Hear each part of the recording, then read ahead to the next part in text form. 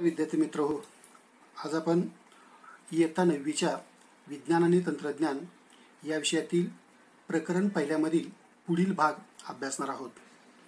यामध्ये आलेख पद्धतीने गतिविषयक समीकरणे कशा प्रकारे मिळवता येतील याचा अभ्यास आपण करणार आहोत. न्यूटनने वस्तूच्या गतीचा अभ्यास करून गतिविषयक 3 समीकरणांचा एक संच मांडलेला आहे. याचा अभ्यास आपण यापूर्वी केलेला आहे.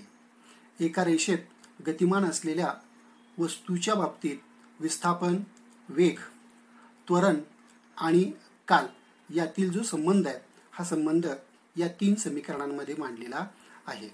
आता ही जी 3 समीकरण आहेत या 3 समीकरणांमध्ये पहिलं समीकरण जे आहे ते समीकरण म्हणजे v बरोबर u अधिक at. हे पहिलं समीकरण वस्तूचा वेग आणि काल यामधील संबंध दर्शविते. दुसरं समीकरण आहे s बरोबर ut अधिक 1/2 at वर्ग. हे समीकरण वस्तूचे विस्थापन आणि काल यामधील संबंध दर्शवतं. आणि समीकरण तिसरं आहे v वर्ग बरोबर u वर्ग अधिक 2as. हे समीकरण वस्तूच्या विस्थापन आणि वेग यामधील संबंध दर्शवतं. ही 3 समीकरणं जी आहेत ती न्यूटननं मांडलेली आहेत. आता या समीकरणामध्ये वापरण्यात आलेली जी अक्षर आहेत या अक्षरांची माहिती आपण अभ्यासूया.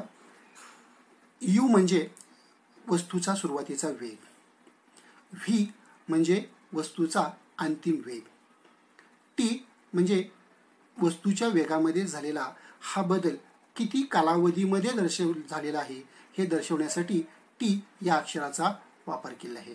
तर वस्तूच्या वेगामध्ये बदल होतो याचा अर्थ त्या वस्तूच्या वेग बदलाचा दर हा निश्चित असणार आहे.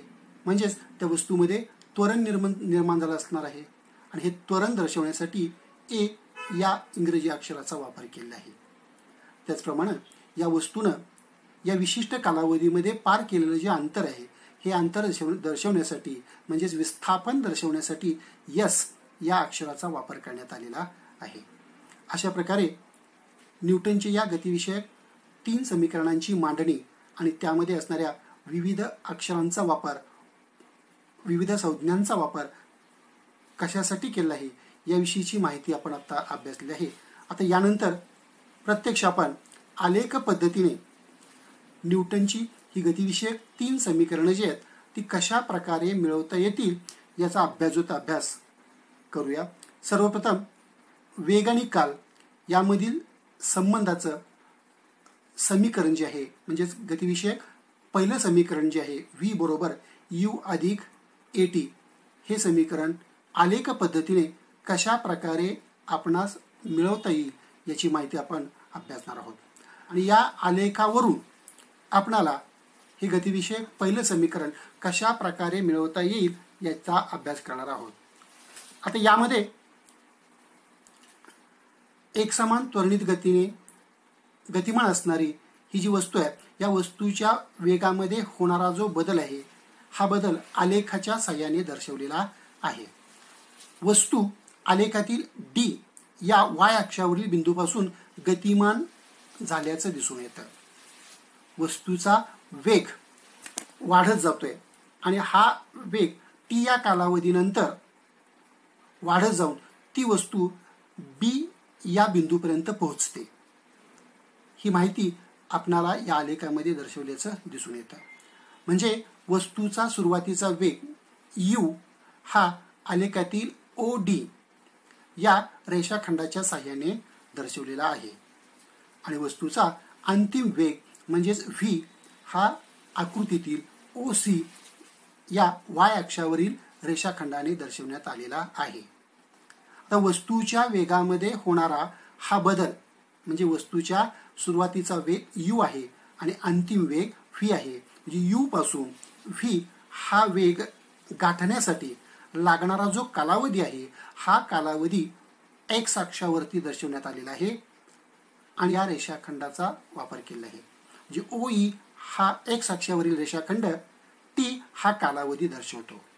आता या माहितीवरून आपणाला वस्तूच्या वेगामध्ये होणाऱ्या बदलामुळे त्या वस्तूच्या अंगी निर्माण झालेलं जे त्वरण आहे ते त्वरण काढता येईल. आता हे त्वरण काढण्यासाठी जे सूत्र आहे ते आपण यापूर्वी अभ्यासलेलं आहे. त्वरण म्हणजे वेगातील बदल भागिले कालावधी. आता वेगातील बदल जो आहे हा काढण्याकरता वस्तूच्या अंतिम वेगातून त्या वस्तूचा सुरुवातीचा वेग वजा करावा लागेल. म्हणजेच व्ही वजा यू, म्हणजेच अंतिम वेग वजा सुरुवातीचा वेग भागिले लागलेला जो कालावधी आहे हा कालावधी आपल्याला या बदलाला या कालावधीनं भागावा लागेल. म्हणजेच सूत्र होईल त्वरण बरोबर अंतिम वेग वजा सुरुवातीचा वेग भागिले कालावधी. आता अंतिम वेग जो आहे हा अंतिम वेग ज्याला आपण व्ही म्हणतो हा आलेखामध्ये OC या रेषाखंडाने दर्शवलेला आहे. म्हणून अंतिम वेग म्हणजेच OC वजा सुरुवात वेग OD छेद कालावधी T. याप्रमाणे आपल्याला या त्वरणाचं सूत्र ते सूत्र मांडता येईल. आता या सूत्रावरून आपण OC वजा OD या दोन रेषाखंडाची म्हणजे व्ही वजा यू या वेगातील बदलाचा जी वजाबाकी ते वजाबाकी केली तर CD हा रेषाखंड आपल्याला मिळेल की जो CD रेषाखंड म्हणजे त्या वस्तूच्या वेगामध्ये होणारा बदल दर्शवतो. आणि म्हणून OC वजा OD बरोबर CD मांडल्यास सूत्र असं होईल A बरोबर CD छेद T. आणि जर तिरकस गुणाकार केला तर CD बरोबर AT हे पहिलं समीकरण आपल्याला प्राप्त होईल. आता या पहिल्या समीकरणाचा वापर आपल्याला पुढे करावायचा आहे. तत्पूर्वी आलेखामध्ये आणखी काही आपल्याला बदल करावे लागतील. आलेखामध्ये B हा जो बिंदू आहे की ज्या ठिकाणी वस्तू T या कालावधीनंतर पोहोचणार आहे किंवा पोहोचलेली आहे त्या B या बिंदूपासून Y अक्षाला समांतर एक रेषा काढायची आहे की जी रेषा X अक्षाला E या बिंदूमध्ये छेदते. आपण आलेखाची आकृती जर पाहिली तर त्या आलेखामध्ये आपणास या ठिकाणी B या बिंदूपासून काढलेली Y अक्षाला समांतर असणारी रेषा X अक्षाला E बिंदूमध्ये छेदते हे दिसून येते. त्याचप्रमाणे आणखीन एक बदल आपल्याला करावायचा आहे तो म्हणजे D या बिंदूतून X अक्षाला समांतर रेषा काढायची आहे की जी रेषा आत्ताच आपण काढलेल्या BE या रेषेस A बिंदूमध्ये छेदेल. आकृतीमध्ये आपल्याला या ठिकाणी दिसतंय की बिंदू D पासून काढलेली आणि X अक्षाला समांतर असणारी रेषा BE या रेषेला A या बिंदूमध्ये छेदते. अशा प्रकारे या आकृतीमध्ये हे बदल जे ते बदल केल्यानंतर आपणाला आलेखावरून असं दिसून येतं BE बरोबर BA अधिक AE. आता BE म्हणजे काय आहे? BE म्हणजे वस्तूचा अंतिम वेग आहे की ज्या वस्तूच्या अंतिम वेगाच्या बाबतीत त्यांनी काय म्हणलंय बघा BE बरोबर BA अधिक AE. आता BA आणि AE BA तर आपण AB म्हणतो की जो आपल्याला CDच्या रूपामध्ये सुद्धा घेता येईल आणि AE हा ODच्या रूपामध्ये घेता येईल. त्यामुळे BE बरोबर BA अधिक AE हे समीकरण आपल्याला BE म्हणजेच V मी आता तुम्हाला सांगितलं बरोबर CD अधिक OD असं समीकरण आपल्याला मिळवता येईल. आणि वर आपण समीकरण क्रमांक 1 मिळवले आहे की ज्या समीकरण क्रमांक 1 मध्ये CD म्हणजे AT आहे की जी किंमत जर वरील समीकरणामध्ये घातली तर आपल्याला समीकरण मिळतं V बरोबर AT अधिक OD म्हणजेच U की ज्या समीकरणावरून आपल्याला न्यूटनचं गतिविषयक पहिलं समीकरण जे आहे ते पहिलं समीकरण मिळतं की ज्या न्यूटनच्या गतिविषयक पहिल्या समीकरणाचा या ठिकाणी उल्लेख केलेला आहे V बरोबर U अधिक AT. म्हणजे आलेख पद्धतीनं न्यूटनच्या या गतिविषयक पहिल्या समीकरणाची माहिती आपण अशा प्रकारे प्राप्त करू शकतो. आता यानंतर दुसरा जो भाग आहे तो म्हणजे विस्थापन आणि काल यामधील संबंधाचं स्पष्टीकरण करणारं गतिविषयक न्यूटनचं दुसरं समीकरण, की जे आपल्याला कशा प्रकारे मिळवता येईल याची माहिती आहे. ती माहिती या ठिकाणी आपण अभ्यासणार आहोत. म्हणजे गतिविषयक दुसरं समीकरण S बरोबर 1/2 UT अधिक 1/2 AT वर्ग. आता हे गतिविषयक दुसरं समीकरण म्हणजेच विस्थापन आणि काल यामधील संबंधाचं स्पष्टीकरण देणारं समीकरण कशा प्रकारे मिळवता येईल हे आपण पाहूया. तर समजा एखाद्या वस्तूने एकसमान त्वरण A नुसार T या कालावधीमध्ये S इतकं अंतर कापलं आहे आणि आकृती 1.9 मधील आलेखावरून वस्तूनं कापलेलं अंतर म्हणजेच चौकोन DOEB या चौकोनाच्या क्षेत्रफळानं काढता येईल. म्हणजेच वस्तूनं कापलेलं अंतर काढण्याकरता आलेखामध्ये आपणास मिळालेला चौकोन DOEB या चौकोनाचं क्षेत्रफळ काढावं लागेल. आता यासाठी आलेख जो आहे तो आलेख आपण एकदा बघूया. आता हा जो आलेख आपल्याला दिलेला आहे की ज्या आलेखामध्ये B या बिंदूपासून मगाशी आपण Y अक्षाला समांतर आणि X अक्षाला E या बिंदूमध्ये छेदणारी एक रेषा काढलेली होती. त्याचप्रमाणे D या बिंदूतून X अक्षाला समांतर आणि अगोदर काढलेल्या BE या रेषेला छेदणारी A या बिंदूतील एक दुसरी रेषा काढली आहे की ज्यामुळं आलेखामध्ये आपल्याला चौकोन DOEB हा मिळतोय की ज्या चौकोनाचं क्षेत्रफळ काढलं असता आपणाला या गतिमान वस्तूने एकक कालावधीमध्ये पार केलेलं जे अंतर आहे, कापलेलं जे अंतर आहे ते अंतर मिळणार आहे. आणि म्हणून या चौकोनाचं क्षेत्रफळ जे ते क्षेत्रफळ आपल्याला या ठिकाणी काढावायचं आहे. आता हे क्षेत्रफळ कशा प्रकारे काढता येईल त्यासाठी पुढील भाग अभ्यासा. S म्हणजेच वस्तूचं विस्थापन म्हणजेच T या कालावधीमध्ये त्या एकसमान त्वरणाने गतिमान असणाऱ्या वस्तूनं कापलेलं पार केलेलं अंतर म्हणजेच S बरोबर चौकोन DOEB चे क्षेत्रफळ. आता चौकोन DOEB जर तुम्ही आलेखामध्ये पाहिलं तर चौकोन DOEB हा दोन वेगवेगळ्या आकृत्यांनी बनलेला आहे. त्यामध्ये पहिली आकृती म्हणजे आयत DOEA आणि दुसरी आकृती म्हणजे त्रिकोण DAB चे क्षेत्रफळ. म्हणजे या दोन्ही आकृत्यांचं क्षेत्रफळ काढून जर आपण त्यांची बेरीज केली तर आपल्याला चौकोन DOEB चे क्षेत्रफळ मिळू शकतं.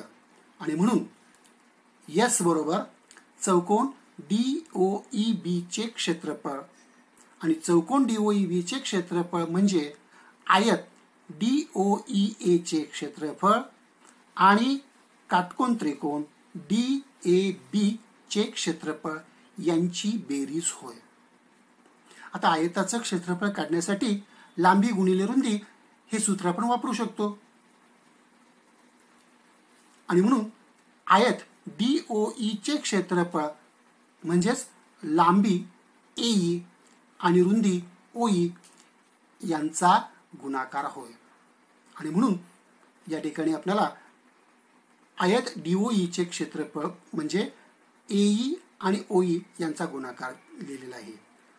आणि त्रिकोण DAB हा काटकोन त्रिकोण आहे की ज्या काटकोन त्रिकोणाचं क्षेत्रफळ काढण्यासाठी सूत्र आहे 1/2 गुणिले काटकोन करणाऱ्या बाजूंचा गुणाकार. आता काटकोन करणाऱ्या ज्या बाजू आहेत त्या काटकोन करणाऱ्या बाजू DAB मधील एक आहे AB आणि दुसरी आहे DA. म्हणून त्रिकोण DAB चं क्षेत्रफळ बरोबर 1/2 गुणिले AB म्हणजे काटकोन करणारी एक बाजू आणि DA काटकोन करणारी दुसरी बाजू. अशा पद्धतीने आपण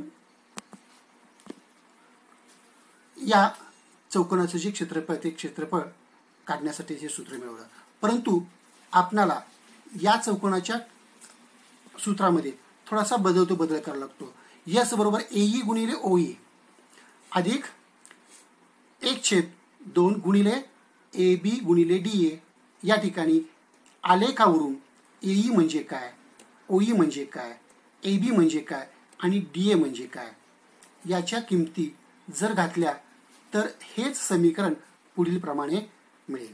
आता एई बरोबर यू म्हणजे सुरुवातीचं म्हणजे आलेखावरून जर आपण पाहिलं तर एई हा रेषाखंड म्हणजे यू म्हणजेच त्या वस्तूचा सुरुवातीचा वेग दर्शवतो. ओई हा रेषाखंड म्हणजे त्या वस्तूच्या वेगामध्ये झालेला बदल ज्या कालावधीमध्ये झालेला आहे तो कालावधी म्हणजेच टी ओई या रेषाखंडाने दर्शवण्यात आलेला आहे. आणि ओई बरोबर डी ए, ओई बरोबर डी ए बरोबर टी, कारण ओई आणि डी ए ही दोन्ही अंतरं समान आहेत की जी अंतर म्हणजे टी धरलेलं आहे. आणि त्यामुळं ए बी बरोबर ए टी हे आपल्याला ए बी बरोबर ए टी याची कल्पना आलेखावरून येते की ज्या ए बीमध्ये आणि सी डीमध्ये साम्य आहे. म्हणजे ए बी आणि सी डी हे दोन्ही रेषाखंड समान लांबीचे आहेत की ज्या रेषाखंडासाठी आपण ए टी हे अक्षर घेऊ शकतो. आणि मग याप्रमाणे जर बदल केला आलेखावरून तर वरील समीकरण यस बरोबर यू म्हणजेच एई गुणिले टी म्हणजेच ओई अधिक 1/2 ए टी म्हणजेच ए बी गुणिले टी म्हणजेच ए डी किंवा डी ए. अशा पद्धतीनं या समीकरणातील रेषाखंडांसाठी आपण या अक्षरांचा वापर केल्यास जे समीकरण मिळतं ते आहे गतिविषयक दुसरं समीकरण की जे यस बरोबर यू टी अधिक 1/2 ए टी वर्ग हे जे समीकरण आहे ते समीकरण आपल्याला गतिविषयक दुसरं समीकरण मिळतं. आता यानंतर आपण गतिविषयक तिसरं समीकरण जे आहे त्या तिसऱ्या समीकरणाचा अभ्यास करणार आहोत. आता गतिविषयक तिसरं समीकरण जे आहे हे समीकरण वस्तूचा वेग आणि विस्थापन, वस्तूचा वेग आणि विस्थापन यांच्यामधील संबंधाचं स्पष्टीकरण करणारं गतिविषयक न्यूटनचं तिसरं समीकरण आहे की ज्या न्यूटनच्या गतिविषयक तिसऱ्या समीकरणाचा अभ्यास किंवा हे तिसरं समीकरण आपणाला आलेख पद्धतीने कशा प्रकारे मिळवता येईल याचा अभ्यास यापुढे करावायचा आहे. आता आकृती 1.9 मध्ये जो आलेख दिलेला आहे या आलेखावरून आत्ताच आपण न्यूटनचं गतिविषयक दुसरं समीकरण मिळवताना असं पाहिलं की वस्तूनं कापलेलं अंतर म्हणजेच चौकोन DOEB चे क्षेत्रफळ आहे. आणि म्हणून आपण चौकोन DOEB चं क्षेत्रफळ काढून त्या वस्तूनं पार केलेलं अंतर काढण्याकरता न्यूटनचं गतिविषयक दुसरं समीकरण कशा प्रकारे मिळवता येतं याची माहिती अभ्यासलेली आहे. आता याच DOEB चं क्षेत्रफळ काढण्यासाठी आपल्याला एका वेगळ्या सूत्राचा वापर करावा लागेल किंवा करता येईल. आता यासाठी चौकोन DOEB हा समलंब चौकोन आहे हे आपणास माहीत असणं गरजेचं आहे. आलेखामध्ये मिळणारा किंवा दाखवण्यात आलेला चौकोन DOEB हा समलंब चौकोन आहे आणि समलंब चौकोनाच्या सूत्राचा वापर करून आपण वस्तूनं कापलेलं अंतर काढू शकतो.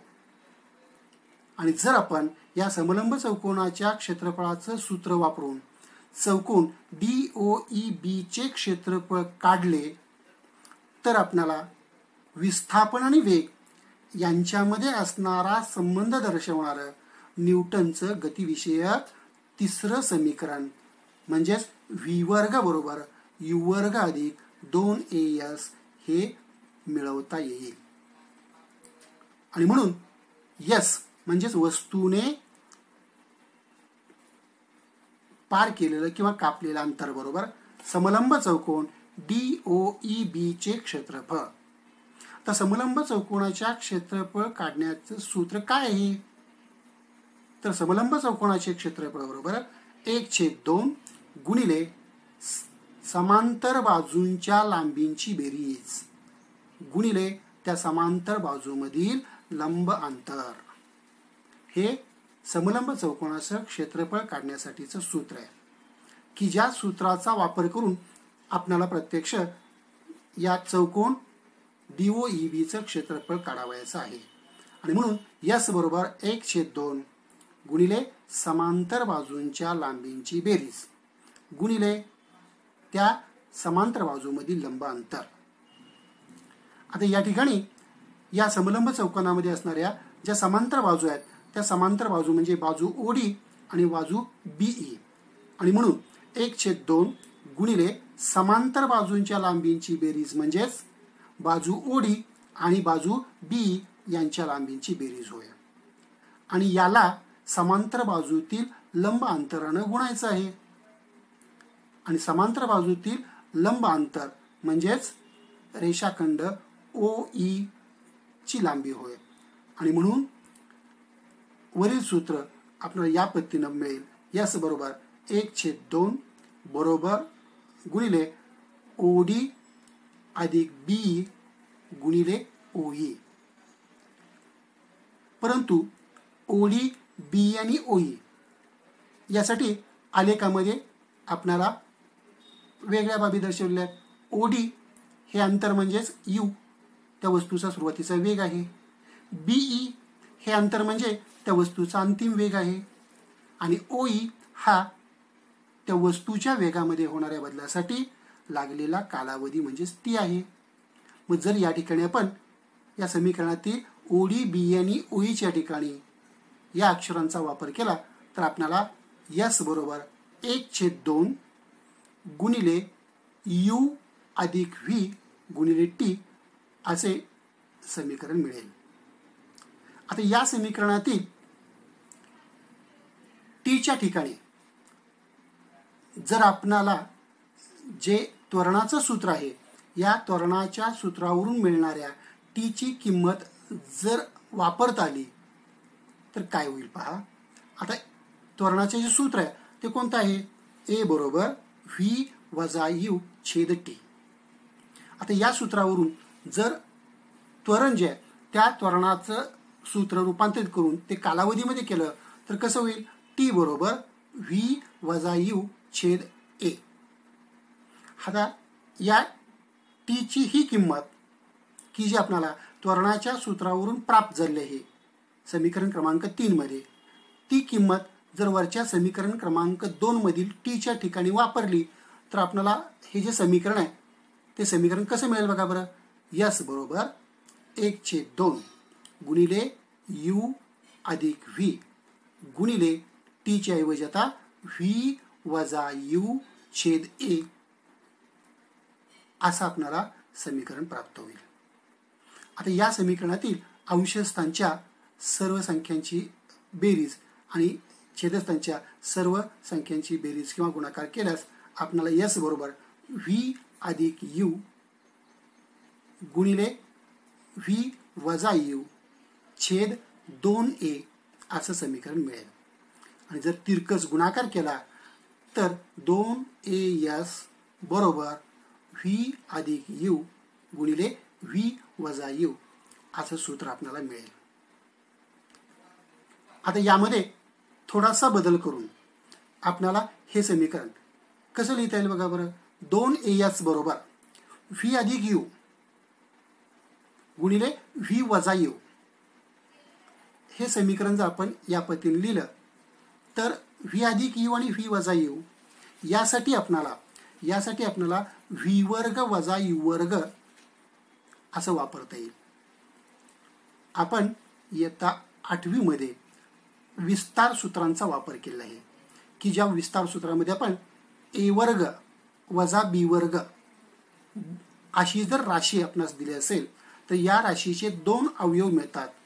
एक अवयव म्हणजे त्या 2 राशींची बेरीज आणि दुसरा अवयव म्हणजे त्या दोन राशींची वजाबाकी असते.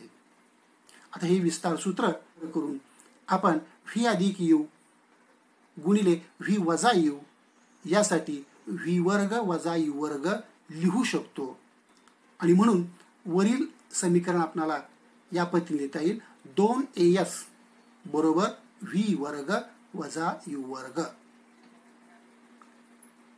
आणि त्यानंतर आपल्याला व्ही वर्गच्या स्वरूपामध्ये समीकरण लिहिता येईल. व्ही वर्ग बरोबर यू वर्ग अधिक 2as. हे आहे न्यूटनचं गतिविषयक तिसरं समीकरण, की ज्या न्यूटनच्या गतिविषयक तिसऱ्या समीकरणाचा अभ्यास या पद्धतीनं आपल्याला करता येतो. अशा प्रकारे न्यूटननं एखाद्या सरळ रेषेत गतिमान असणाऱ्या एखाद्या वस्तूच्या गतीची माहिती अभ्यासण्याकरता जी 3 समीकरणं मांडलेली आहेत त्या तीनही समीकरणांच्या बाबतीत आलेख पद्धतीनं त्या तीनही समीकरणांचा अभ्यास कशा प्रकारे करता येईल हे अभ्यासले आहे. आता या पानावरती हे नेहमी लक्षात ठेवा, या चौकोनामध्ये काय माहिती दिली बघा. ज्यावेळी वस्तू त्वरणित होते म्हणजेच त्या वस्तूमध्ये त्वरण निर्माण होतं त्यावेळी तिचा वेग बदलतो. कारण त्वरण म्हणजे आपण अभ्यासलं आहे वेग बदलाचा दर. आणि जेव्हा वस्तूच्या वेगामध्ये बदल होतो तेव्हाच त्या वस्तूमध्ये त्वरण निर्माण होतं, म्हणजेच तेव्हाच ती वस्तू त्वरणित होते. आणि वेगामध्ये होणारा हा बदल त्या वस्तूच्या वेगाचं परिमाण आणि त्या वस्तूच्या वेगाची दिशा या दोन्हीमध्ये बदल झाल्यामुळे किंवा या दोन्हीपैकी कोणत्याही एका बाबीमध्ये म्हणजेच त्या वस्तूच्या वेगामध्ये म्हणजेच त्या वस्तूच्या वेगाच्या परिमाणामध्ये किंवा त्या वस्तूच्या वेगाच्या दिशेमध्ये बदल झाल्यामुळे आपणास हे बदल झाल्याचं दिसून येतं. या ठिकाणी आपण न्यूटनच्या गतिविषयक 3 समीकरणांचा अभ्यास आलेख पद्धतीने कशा प्रकारे करता येतो याची माहिती अभ्यासली आहे. यानंतरचा भाग पुढील तासाला पाहू. धन्यवाद.